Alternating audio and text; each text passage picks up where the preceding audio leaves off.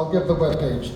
Okay, the topics are functions of story and drama, methods of story making, enacting situations, examples of actual stories that can be used to teach lessons, and, most important, suggestions for principles.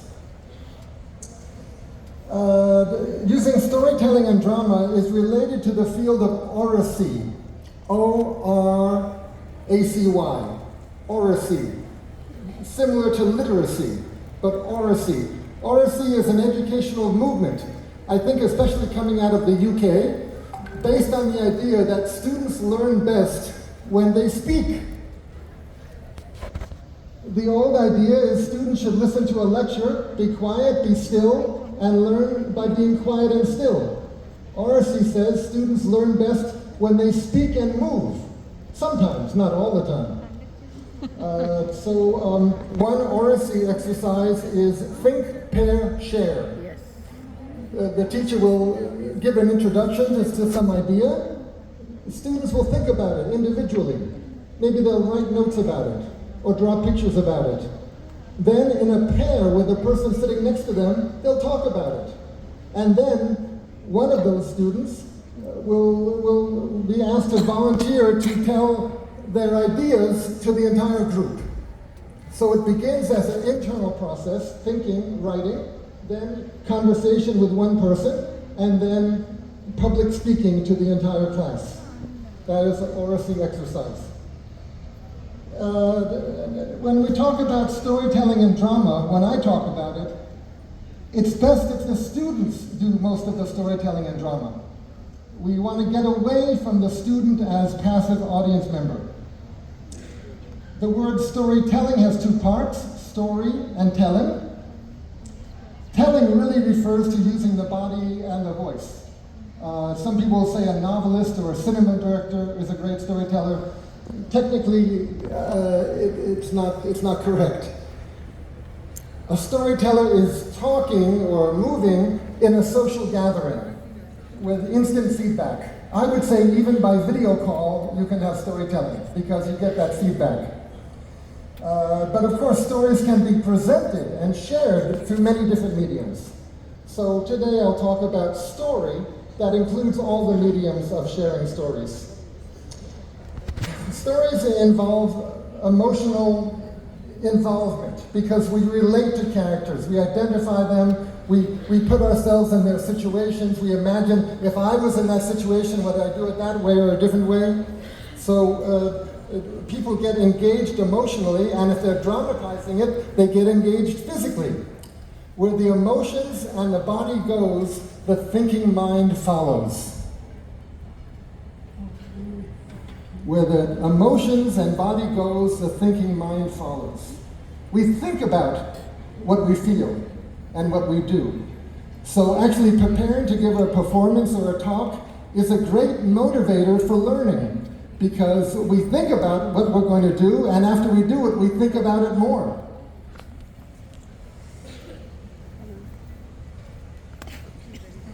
A story is a package of information that has meaning, because when we tell a story, we indicate how we feel about what the characters did. And this can be contested. You know, some people will feel the character did it right, some people will feel it was wrong. That's why it's important to have a discussion. Stories put ideas, emotions into play. And it sets up a good discussion for critical thinking. Critical thinking is not negative. It's not being negative. It's not being critical of things. It's looking at things from all different angles and getting expert opinion, public opinion, your opinion, my opinion, looking at the history of what people have said about it, and objectively, if possible, putting it all together and trying to answer a question. So objective critical thinking, it really should be called objective thinking, because we're using logic. So story and drama can set up critical thinking. Now, I'm dean of a school in Nagercoil, Rojavanam International School, and I'm training the teachers in oracy and storytelling and drama, but the number one thing they say is sir, it's all very nice, but we don't have time. We're trying to teach the CBSE curriculum. The students have to write exams. So it's going to be a process because the national education policy says less content-centered. But the exams are still content-centered. So the entire system of how teachers are trained, how the exams are composed, how the exams are assessed, it all has to evolve. There needs to be more essay questions, and the people who read the essays have to be trained to recognize critical thinking. Most of all, the teachers need examples of how to use story and drama. Lesson plan by lesson plan. I propose a manual for teachers with many, many, many ideas for many, many lesson plans of how to use story and drama. I'll give some ideas in a moment. Yeah, so I say story and drama is not an addition to the curriculum, it's not an alternative to the curriculum, it's a way of delivering the curriculum. But as I say, we have to spell this out in tangible ways. We are living in the age of attention deficit, right? Everybody just wants to skim over things and finish. But using story and drama, it helps it sink in emotionally to the students so they can really absorb it and digest it, to use metaphors.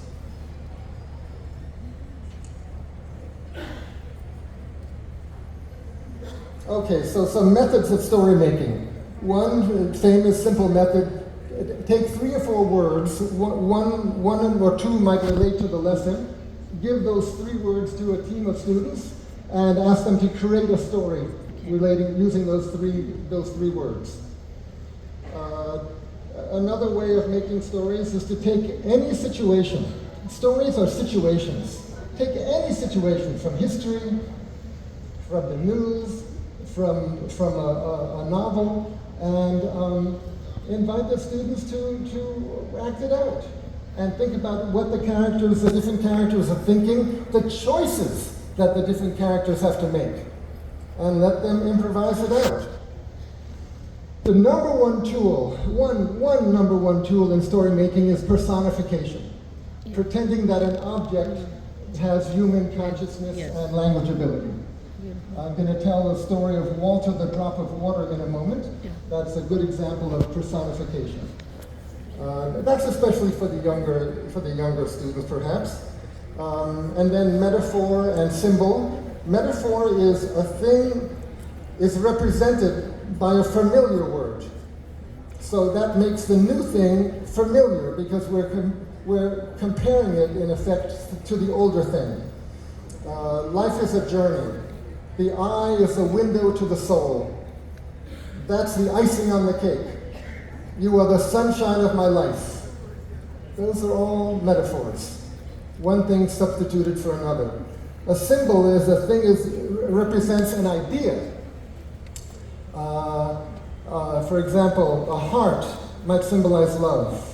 A dove might symbolize peace. A frown might symbolize anger. A smile might symbolize happiness. So symbols can be visual, of course, as well as verbal.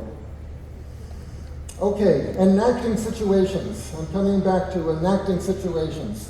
Take any situation or create a situation or ask the students what they are going through in their real life that is giving them some challenges. Invite them to enact the situation. Shama Sridharan has mentioned one activity she does called hot seat. After a story is discussed or a historical incident is discussed, one student plays that character, role play, and the other students interview that character. Why did you do what you did? Explain yourself. So the hot seat will be here, the other students will be here, and they will interview. Even a biological or chemical or process can be represented and acted out. Erosion. Erosion is when water comes against stones over long periods of time and wears away the stones. You can have some students representing the water, some representing the stones. We don't really want the students banging into each other in the classroom, but we can represent it.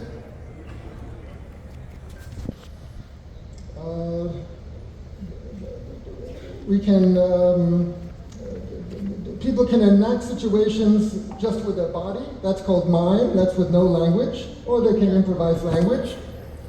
They can imitate a statue, which I'll get to in a minute. If a group imitates a statue or a painting, that's called a tableau. And the teacher can say, now come to life. And the students can interact with each other. You can take the students on an imaginary journey. You can invite the students to give a monologue as if they were a historical character. These ideas especially were given to me by Barry Stewart Mann. Okay, now I'll give some actual examples. Can you bring up the image? Sometimes I take people on walking tours on Marina Beach. So we enact the different statues. The picture will come eventually. But there we go. Even before the statues, this is a painting. George Washington crossed the Delaware River. It's a famous USA painting. George Washington is like this. It was a surprise attack against the British in 1776. You see his posture. If you could see a close-up, you'd see his face. He's proud, he's courageous, he's dedicated. So you can have students try to imitate that, and the other ones are trying to manage the boat. Any painting can be used like this. Go down the page. No, the same file, but scroll down. No. Go back to the painting and scroll down slowly. Yes, scroll down to the, yes, there it is. A little bit more. Yes, that's the Statue of Labor on Marina Beach. Have the students physically do that as a tableau and then come to life. And now the 6 statues. First Carnegie. Slowly scroll down. No. Scroll down. That's it. You murdered my husband. The king said, it's my duty to punish a thief. She said, my husband was not a thief. And she proved it. So every day we pass that on Marina Beach. It reminds everybody, it's not old hat. Every policeman, every politician knows that if they make a mistake, what happened to them could happen, what happened to the Pandian king could happen to them. So when I take people on the walking tour, in advance, somebody will prepare the act. So she'll say, I am Carnegie, and this is my story. First she'll say it in Tamil, then she'll say it in English. Okay, go down slowly. NSC Bose, next. Tiruvallur. See, each one has a different posture. Next. Bharatidasa, next. George Pope, next. Avayar. You all know the story of Avayar, right? Her parents said, we don't want a professional woman here, we don't want a professional poet, get married. She said, no, I'm a poet, I'm an artist. But they were pressuring her, they said, we want grandchildren. She said, it's not my nature to spend my life taking care of a husband and children. I'm a poet. So finally she ran into the forest and prayed to her God, let me look so no man will want me. And she got her wish. Even though she was young and strong and beautiful, her whole life she looked like this. And she had a long and healthy life. That's a story. We have to give the people credit in 1968 who put that statue up there. It goes counter to most teaching about women's role in society. By the way, there are young women who were not satisfied with the story. It's contested. They said, why did she have to give up her looks in order to be left alone? So these stories are contested. Okay, now if you can go to the other file. And quickly just show some actors who are acting out these stories. No, the other, yes, yeah. There's one lady who's acting out NSC Bose. Scroll down slowly. I think he's Tidurvaliver, probably. This was an article that came in the paper. Keep going. A young woman, I'm not sure if it's Abayar or who. Next. Next. Yeah, she's acting out Abayar. And you can see emotion in her. When people act it out and have emotion and do it publicly, they don't forget it. They really think about it.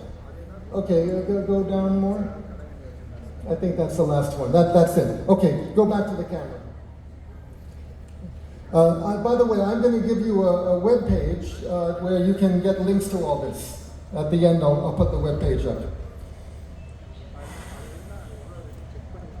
Children's songs and games. We had that wonderful presentation about board games. I studied, for my PhD, I studied singing games, like Oru Kalu Erikave, Oru Kalu Eriave, Orayam Kili Tavi Parakave, Orayam Kili Tavi Parakave, Ara Kili Para Kili, Ambalam Parakave, Ambalam Parakam Kili, Ahayam Parakave. These, I'm flying to the temple. I pick up the stone, I throw the stone, the birds are flying, I'm flying, we're going to the temple. 1 stone, 1,000 birds. 2 stones, 2,000 birds. 3 stones, 3,000. A lot of repetition with variation. I discovered that in these children's games, there's a lot of repetition with variation. Many times physically they do it and say it at the same time. They're acting out characters. So this helps them pick up spoken language. There's that nice English song, this is the way we wash our face, wash our face, wash our face. This is the way we wash our face so early in the morning. This is the way we eat our food, eat our food, eat our food. That song reviews everything they did in the morning. Yeah. And that's one function of story. It's to kind of to review life and live it again through art. Math, we know, there's a great tradition of sentence problems. A child was going to their grandmother's house. The train was traveling 50 kilometers per hour. The house was 100 kilometers away. How many hours will it take to get to the house? There's 6 children and 3 apples. How many apples will each child get? So these are word problems, very famous. There's an ancient tradition of word problems in math. With history, literature, all you have to do is stop in the middle or at the end and say, would you do it the same way that the character did it? Facing those conditions, how do you feel about what the character did? This is the way the teacher in the Panchatantra stories, this is how he made those 2 boys bright. Right? The teacher was named Vishnu Sharma, one of our ancestors as a teacher. And the king had 2 boys who were a little dull. Vishnu Sharma said, I can make them bright. And he told them stories which teach life lessons, grandmother stories, but in the middle or at the end he said, okay, if you were the crocodile, what would you have done? If you were the monkey, what would you have done? So the boys had to think.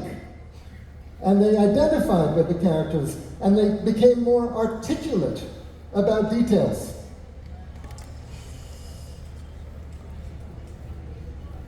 Okay, now I'm going to tell you one story that uses personification.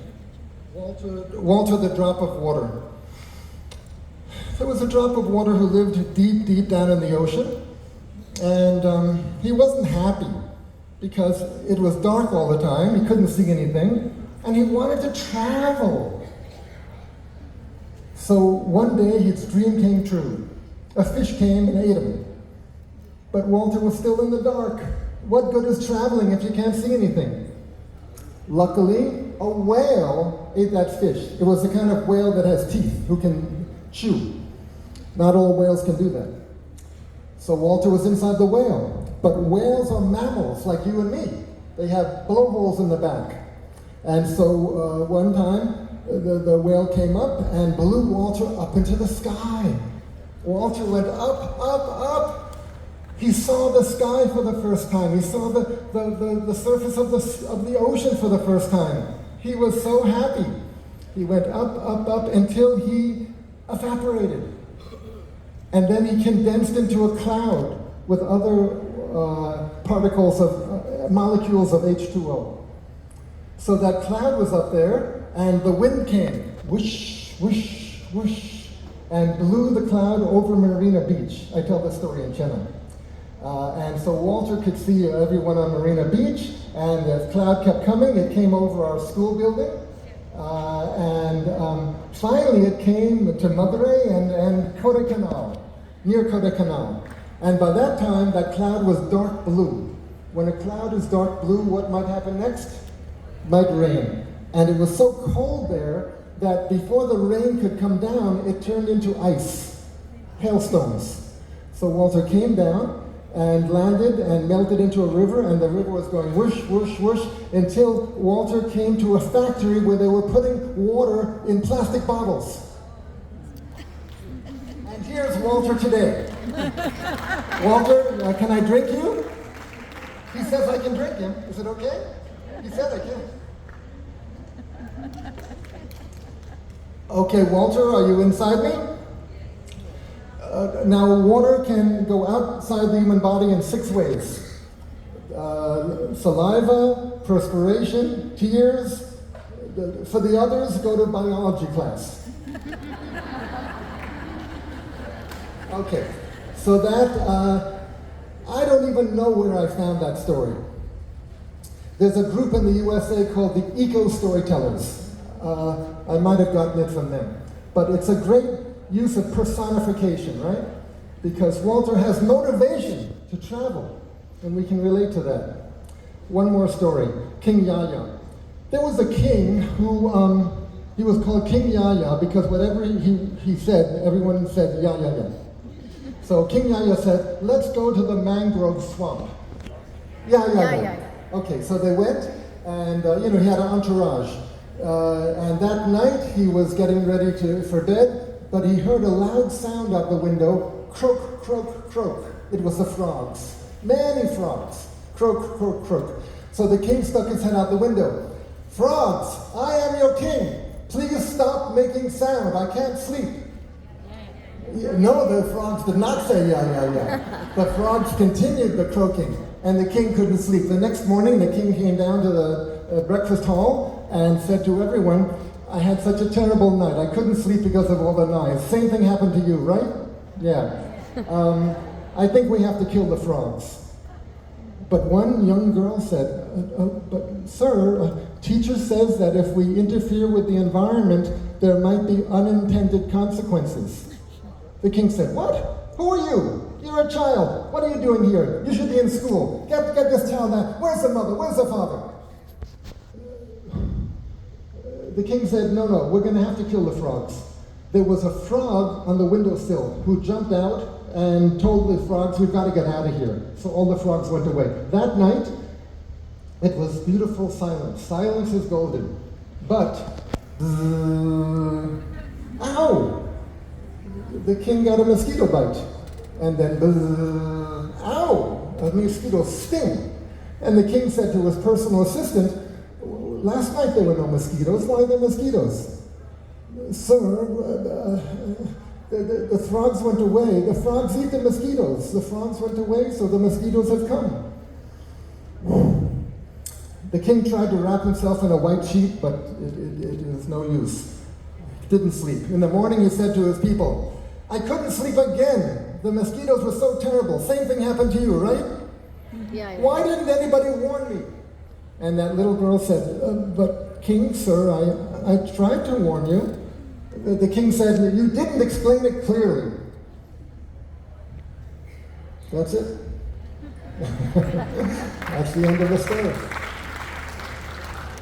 So, that's the kind of memorable story, what happens when you interfere.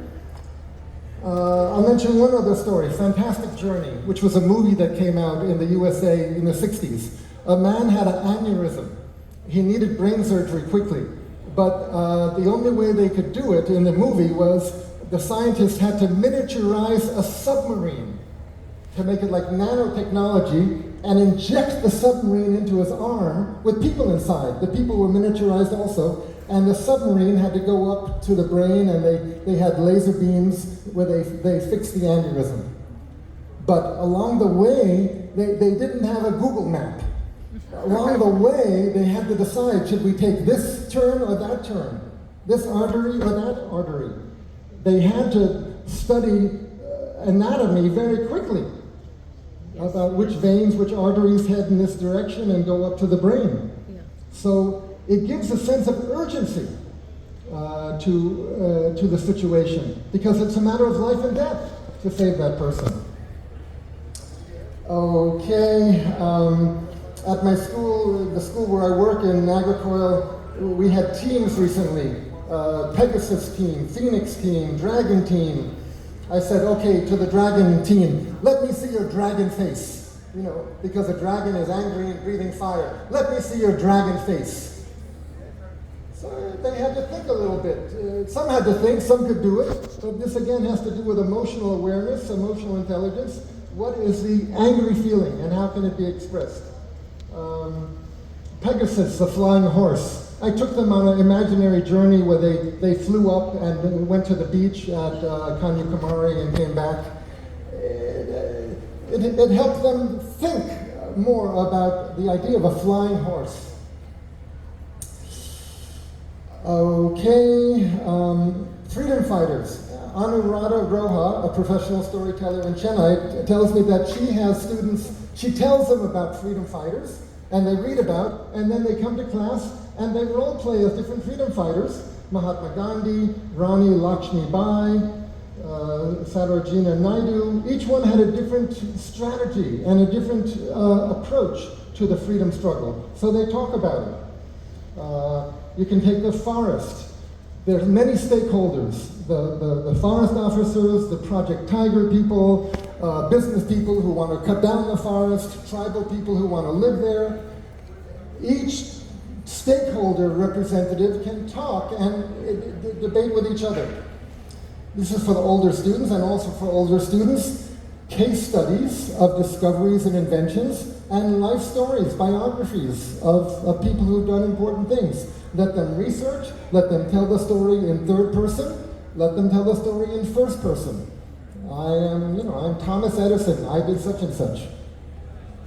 And all of this can be done multimedia, drawing pictures, role-playing, different ways of speaking, speaking with melody in the voice, speaking with rhythm in the voice, songs, and different posture, different ways of moving.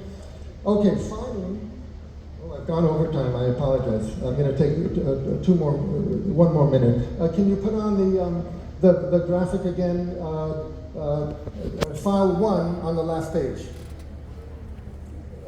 Yes? File 1, last page. Suggestions for principals. Hire teachers who specialize in visual art, drama, dance, and music. Yeah, this is a website. If you can take a snap or write it down, all the notes from today and links related today will be on this. Identify teachers who are good at identifying situations and making stories and getting students to dramatize, and have those teachers give training to the other teachers. Assign a teacher in charge who's really good at this, and that teacher can compile what everyone else is doing. So the students are acting things out, they're speaking and moving as if they were aspects of the lesson. Of course, often put students in small groups where they can create, practice, or discuss something, and then they give a report to the big class. Principals, once you do all of this, ask the teacher in charge to interview all the teachers and the students and compile the things that work best, and request demonstrations of things that work best. But once you compile it into a booklet or a file, make that file available to everyone, and in this way you can develop a culture of activity, interactivity, story and drama in your school. Thank you very much. Apologies.